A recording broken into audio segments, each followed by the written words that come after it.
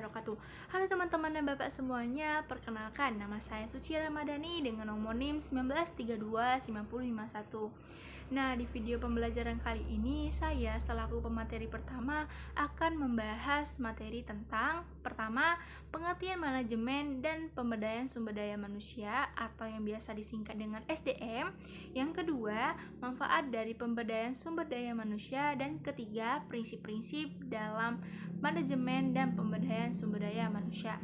Sebelum memasuki poin yang kedua dan ketiga, saya akan menjelaskan terlebih dahulu tentang pengertian manajemen dan pemberdayaan sumber daya manusia. Manajemen sendiri berasal dari kata managere, yaitu dalam bahasa Italia berarti mengendalikan atau menangani.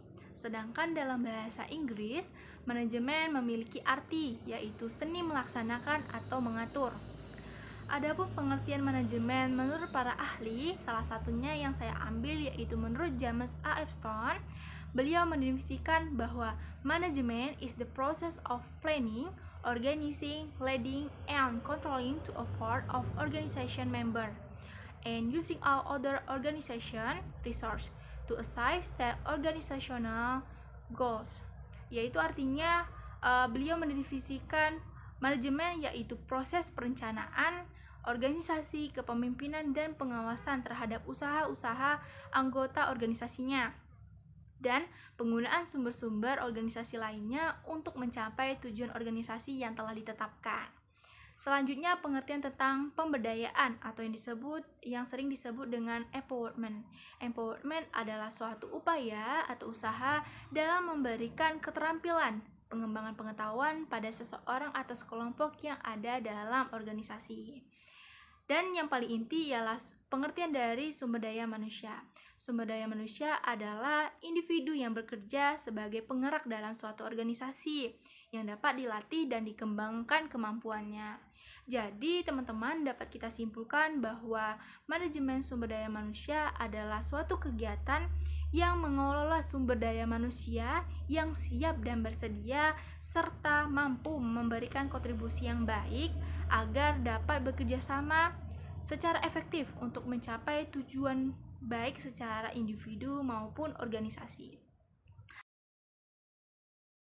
Nah, teman-teman, selanjutnya kita memasuki materi yang kedua, yaitu tentang manfaat dalam pemberdayaan sumber daya manusia. Nah, adapun manfaat-manfaat yang diberikan dalam pemberdayaan sumber daya manusia yaitu pertama, sebagai alat manajemen dalam rangka memberdayakan berbagai sumber untuk mencapai tujuan yang telah ditetapkan. Yang kedua, sebagai pembaharu manajemen dalam rangka meningkatkan kinerja organisasi. Yang ketiga, sebagai inisiator terhadap organisasi dalam rangka memanfaatkan peluang guna mengembangkan organisasi tersebut. Dan keempat, sebagai mediator terhadap pihak lain dalam rangka meningkatkan kinerja organisasi. Dan yang terakhir yaitu sebagai pemikir dalam rangka pengembangan organisasi juga. Nah, selanjutnya teman-teman, kita memasuki materi yang ketiga, yaitu prinsip-prinsip dalam manajemen dan pemberdayaan sumber daya manusia. Adapun prinsip-prinsip yang harus diperhatikan dalam manajemen dan pemberdayaan SDM ini ialah pertama, prinsip kompetensi.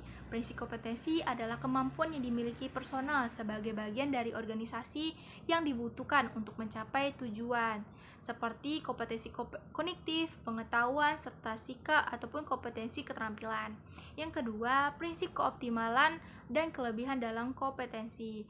Kompetensi yang dimiliki anggota harus optimal, serta misalnya jika manajer dihadapkan oleh 2 orang, maka manajer harus memilih anggota yang memiliki kompetensi yang lebih. Yang ketiga, prinsip kesesuaian kompetensi dengan kebutuhan. Di sini sistem harus menekan adanya kesesuaian tenaga kerja dengan kebutuhan yang ada dalam organisasi ataupun perusahaan. Yang keempat, prinsip kesesuaian kompetensi personal dengan penempatan. Nah, di sini sistem harus menyesuaikan kompetensi personal seseorang dengan menempatkannya sesuai dengan keahlian ataupun bidangnya. Maka ini akan memberikan jaminan terhadap kelancaran kerja ataupun serta efisiensi kerja yang dilakukan oleh anggota tersebut. Yang kelima ialah prinsip adanya penghargaan atau kompensasi. Nah, dengan sistem reward akan memberikan kelancaran dalam bekerja dan karyawan pun akan bersemangat serta berkompetisi dalam membuat prestasi yang lebih besar dalam organisasinya, ataupun maksudnya lainnya yaitu berlomba-lomba dalam mengerjakan sesuatu yang ada dalam organisasi. Assalamualaikum warahmatullahi wabarakatuh. Perkenalkan, nama saya Teguh Reski Amanah. Baiklah, saya akan melanjutkan pembahasan terkait manajemen kepemimpinan, yaitu model pemberdayaan masyarakat.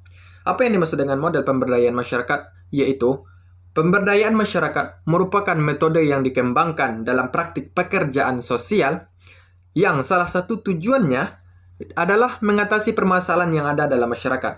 Nah, dalam masyarakat pasti ada seluk-beluk masalah yang terjadi di lini kehidupan masyarakat, yaitu cara mengatasinya adalah dengan menggunakan praktik sosial, yaitu menggunakan metode pemberdayaan orang-orang yang ada di masyarakat itu sendiri. Maka itulah yang disebut dengan metode pemberdayaan masyarakat.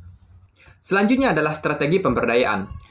Para ahli mengemukakan ada beberapa strategi pemberdayaan. Yang pertama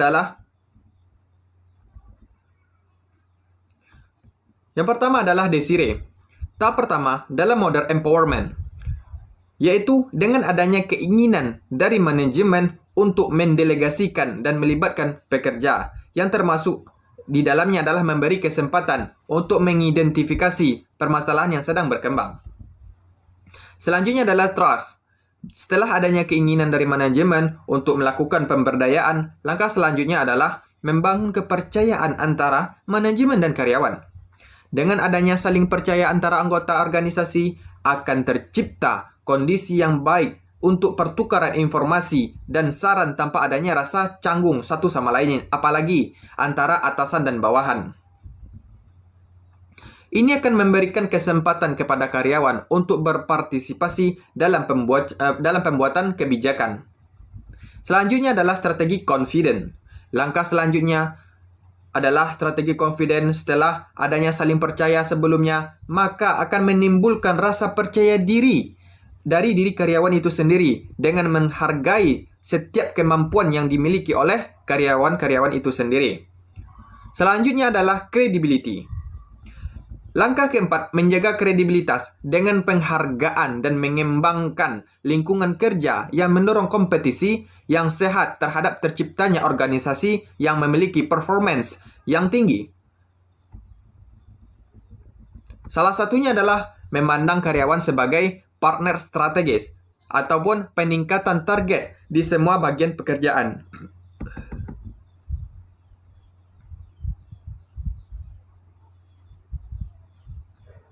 Selanjutnya adalah accountability.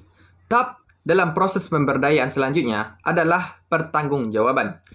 Pertanggungjawaban karyawan pada wewenang yang diberikan dengan menetapkan secara konsisten dan jelas tentang peran, standar, dan tujuan tentang penilaian terhadap kinerja karyawan.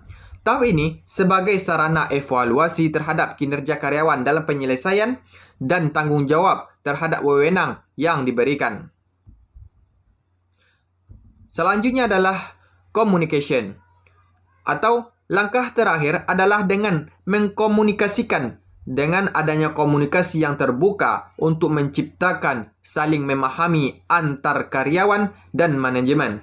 Keterbukaan ini dapat diwujudkan dengan adanya kritik dan saran terhadap hasil dan prestasi yang dilakukan oleh para pekerja. Ini merupakan salah satu bentuk evaluasi peningkatan dari kinerja antara karyawan dengan manajemen untuk meningkatkan stability organisasi tersebut.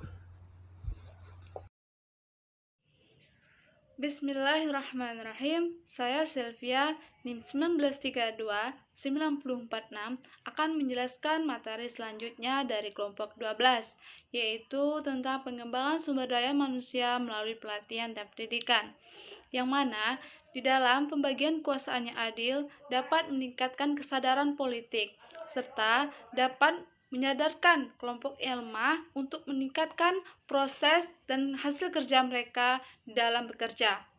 Kemudian yang selanjutnya yaitu ada 5 poin tujuan dari pengembangan pelatihan. Yang pertama yaitu dapat meningkatkan pengetahuan, kemudian yang kedua dapat meningkatkan keterampilan serta sikap mereka di dalam bekerja di bidang masing-masing. Kemudian yang kedua, untuk dapat meningkatkan kemampuan kerja dari sebelumnya. Kemudian yang ketiga, tujuan dari pengembangan dan pelatihan tersebut ialah di dalam pengembangan pembina, manusia dapat mengembangkan dan mengatur diri untuk subsistem organisasi. Tujuan yang keempat yaitu rekrutmen, bertujuan untuk mendapatkan sumber daya manusia yang memiliki klasifikasi kebutuhan organisasi. Tujuan yang kelima yaitu perubahan sistem, bertujuan untuk menyesuaikan sistem dan prosedur organisasi. Selanjutnya, materi yang keempat yaitu peran pendidikan dan pelatihan dalam pengembangan sumber daya manusia. Pengembangan aparatur dapat dilakukan melalui orientasi, pelatihan, dan pendidikan, yang mana untuk bertujuan memenuhi persyaratan untuk bekerja di masa sekarang dan di masa yang akan datang. Karena tentunya peraturan-peraturan yang ada dalam bekerja itu tentunya akan berubah-ubah di masa yang akan datang. Baiklah, sekianlah penjelasan dari saya. Jika ada kurangnya saya mohon maaf. Terima kasih.